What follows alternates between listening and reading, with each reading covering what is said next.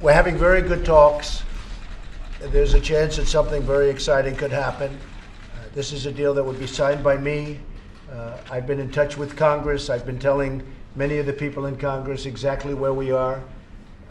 We're right now getting a 25% tariff on $50 billion worth of goods coming in, mostly technology and high technology.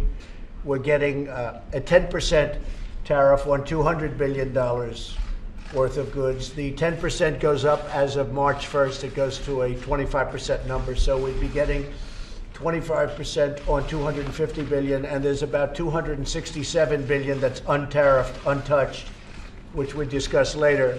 But if we can make a deal, we wouldn't have to bother with that discussion.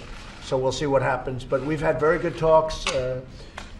As you know, Mr. Lighthizer has done a great job, but it's only a great job, Bob, if you get it finished, right? Yes, sir. And if it's a deal that's a good deal for both.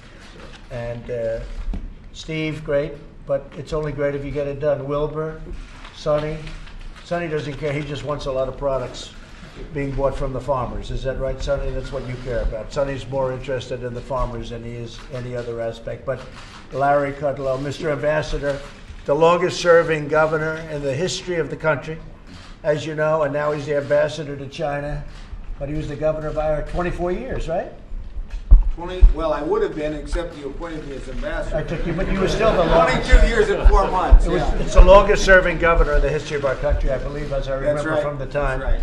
And you've done a great job as governor, and you're doing a great job as the ambassador to China. And I might tell the story that when the ambassador was a young man from Iowa, he was in China.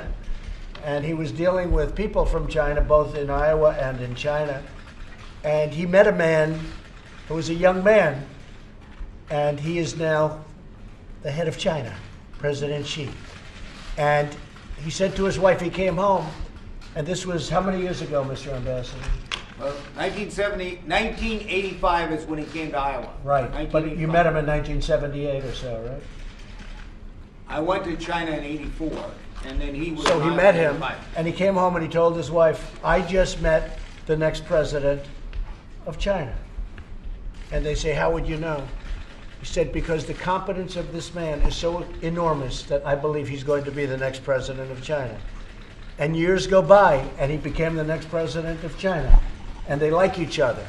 So when it came time to picking an ambassador from China, I say, I think I have the right guy. He happens to be governor of the great state of Iowa, and you have done a fantastic job. But I thought that story was incredible. So many years ago, he said that he knows who the next president of China is going to be. I just think it's a great story. And his wife confirms it fully, so that's good. So I just want to thank everybody for being here. We're going to have discussions right now. We're talking. And again, I think we're making a lot of progress.